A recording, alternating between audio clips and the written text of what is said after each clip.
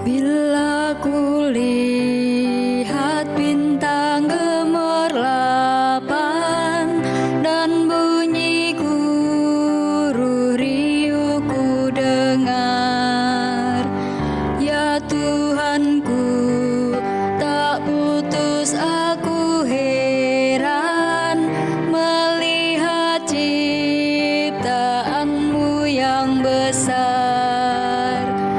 Maka jiwaku pun memujimu, sungguh besar Kau Allahku.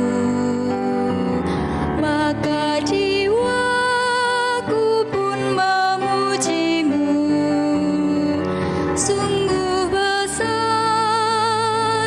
Kau Allahku. Selamat pagi Ibu, Bapak, Saudara yang dikasihi Tuhan. Semoga kita semuanya tetap sehat dan selalu semangat. Sebelum kita membaca dan merenungkan firman Tuhan, marilah kita datang pada Tuhan dalam doa. Tuhan Yesus, kami bersyukur untuk berkat-Mu yang sudah boleh kami terima, kami rasakan. Pada saat ini kami diberi Tuhan kesehatan, kekuatan. Kami memohon juga tuntunan Roh Kudus-Mu di dalam kami hendak membaca dan merenungkan firman-Mu. Bersabdalah kepada kami Tuhan, kami siap mendengarkan. Haleluya, amin. Ibu, Bapak, Saudaraku yang dikasihi Tuhan Yesus Kristus, mari kita buka Alkitab kita dari kitab Ayub, pasalnya yang ke-38. Kita akan perhatikan secara khusus ayat 12 sampai dengan 21. Ayub 38 ayat 12 sampai dengan 21 saya akan bacakan untuk kita.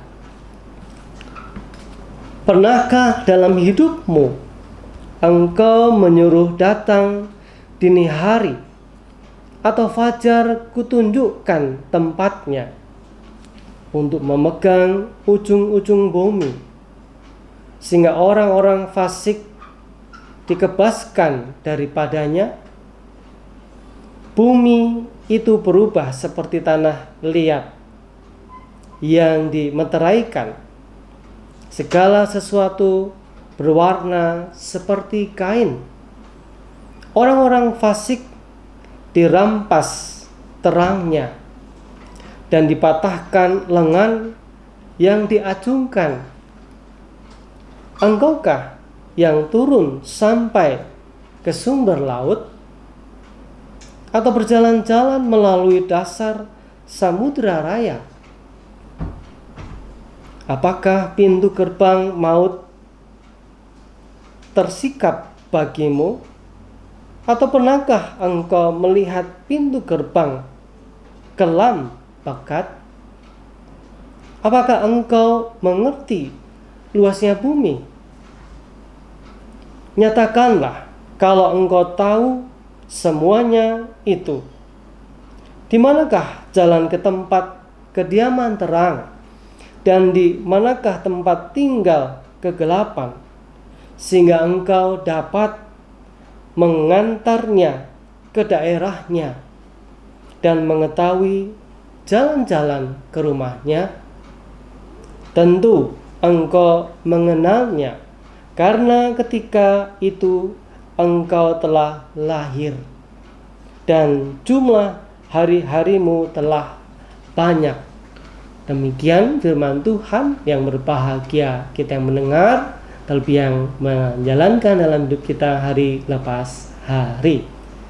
Nah, saudaraku, kita tentu mengenal ada ungkapan atau kata-kata bijak yang demikian bunyinya: di atas langit masih ada langit.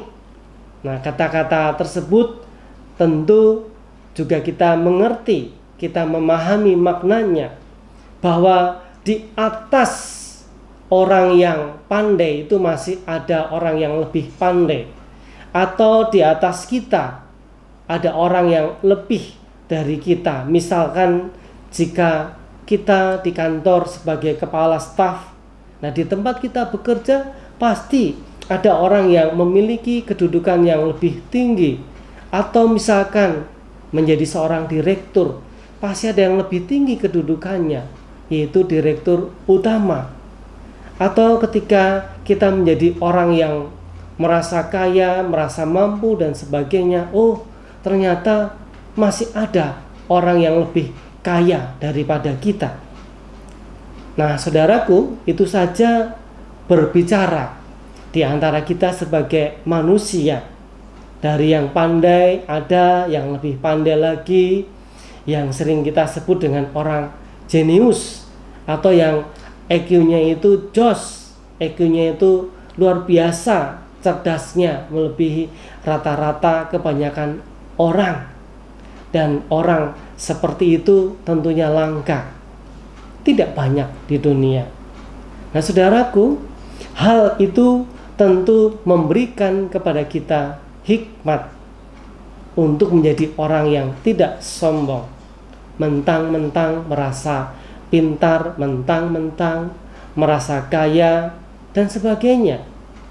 Namun kita harus tetap rendah hati dan selalu menyadari siapakah kita di hadapan Tuhan Sang Pencipta kita. Mari saudaraku, kita belajar dari firman Tuhan yang kita perhatikan dari kitab Ayub pasal 38 ayat 12 sampai dengan 21. Perikop yang kita baca ini merupakan bagian utuh dari perikop yang berjudul Jawaban Tuhan kepada Ayub, dan subtemanya yaitu kekuasaan Tuhan di alam semesta. Inti dari perikop ini menceritakan bahwa kekuasaan Tuhan atas alam semesta yang adalah ciptaannya tersebut tidak terbatas. Tuhan tahu dan sangat mengenal akan segala ciptaannya dengan detail. Jika Tuhan tahu akan ciptaannya yang begitu besar dan luas, tidak dapat diketahui oleh manusia, apalagi terhadap kita manusia buatannya. Tuhan pasti mengenal setiap pribadi. Tuhan mengenal setiap kita, mengenal saya, mengenal Bapak, Ibu, dan saudaraku sekalian. Walaupun jumlah manusia saat ini begitu banyak, sampai miliaran banyaknya. Dari perikop yang kita baca tadi, Bapak, Ibu, Saudara yang dikasih oleh Tuhan Yesus Kristus, secara khusus berbicara tentang pribadi manusia yang hidupnya fasik atau saleh. Fasik adalah orang yang mengenal, tahu jalan Tuhan, tetapi tidak mau menuruti jalan Tuhan. Itu orang yang fasik. Kalau orang yang saleh, orang yang tahu firman Tuhan dan mau melaksanakan dengan baik. Tuhan juga tahu itu. Jadi tidak ada manusia yang dapat menyembunyikan jati dirinya. Siapakah dirinya di hadapan Tuhan? Seperti halnya Ayub yang dengan nada protes akan apa yang terjadi menimpa hidupnya. Kalau kita perhatikan pada pasal 1 dari kitab Ayub, singkatnya diceritakan bahwa ia merasa tidak layak untuk mendapatkan musibah atau penderitaan tersebut. Yang pantas menerima musibah atau penderitaan, ya seharusnya orang yang fasik, yang tidak menurut perintah Tuhan. Tetapi mengapa, saudaraku, justru Ayub yang menerimanya pada waktu itu? Kalau kita telisik, tentu kita mengerti bahwa hidup Ayub adalah pribadi yang sangat saleh, yang hidupnya itu menurut Tuhan. Tidak ada sedikit pun hal-hal mungkin yang mengecewakan Tuhan. Ia diberkati Tuhan. Namun mengapa kemalangan itu diizinkan Tuhan menimpanya? Saudaraku, tentu kita percaya bahwa Tuhan punya maksud baik agar Ayub yang sudah saleh semakin saleh, yang sudah baik hidupnya semakin menjadi baik, supaya Ayub tetap semakin bersandar kepada Tuhan, tidak mengandalkan kesalehannya semata, namun juga mengandalkan Tuhan. Jika sudah saleh atau cukup saleh, mungkin rasanya atau anggapannya tidak akan kena bencana. Ternyata tidak juga. Seperti bencana alam yang terjadi, apakah pilih-pilih hanya menimpa orang-orang yang mungkin dikatakan dalam tanda kutip jahat, tidak baik. Ternyata orang yang rajin beribadah, orang yang baik pun juga mengalami hal yang sama. Nah, saudaraku, hikmahnya untuk kita, marilah saudaraku, kita harus tetap dan terus bersandar kepada Tuhan. Apapun yang dapat terjadi dalam hidup kita, baik bahagia, baik susah, untung, dan semuanya itu dapat terjadi di dalam kuasa Tuhan. Tidak perlu marah, tidak perlu protes kepada Tuhan karena kita merasa hidupnya sudah baik atau bahkan paling baik. Namun kita tetap sadar bahwa kita selalu harus bersandar kepada Tuhan. Kalau kita boleh mengingat-ingat, ada pepatah dalam bahasa Jawa mengatakan begini, negake lorone neng ora negake patini. Itulah Tuhan. Tuhan itu menegakkan kita, mengizinkan kita untuk sakit, menderita, namun Tuhan tidak akan membiarkan jiwa kita itu terenggut oleh penderitaan itu. Ketika kita tetap terus bersandar kepada Tuhan, pasti kita akan ditolongnya. Bapak Ibu Saudara, itulah firman Tuhan yang kita renungkan pada pagi hari ini. Tuhan yang berkuasa atas alam ciptaan dan termasuk kita manusia pasti memberkati ketika kita hidup bersandar padanya. Mari kita ambil waktu sejenak untuk merenungkan firman Tuhan ini. Kita berdoa. Tuhan Yesus, terima kasih untuk firman-Mu yang boleh kami dengarkan pada pagi hari ini, yang memberikan kami hikmah bahwa Tuhan berkuasa atas ciptaannya.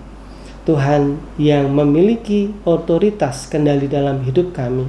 Kami percaya ketika Tuhan izinkan penderitaan, kesusahan menimpa kami, pasti Tuhan juga akan menolong kami ketika kami terus setia berpegang dan berharap kepadamu.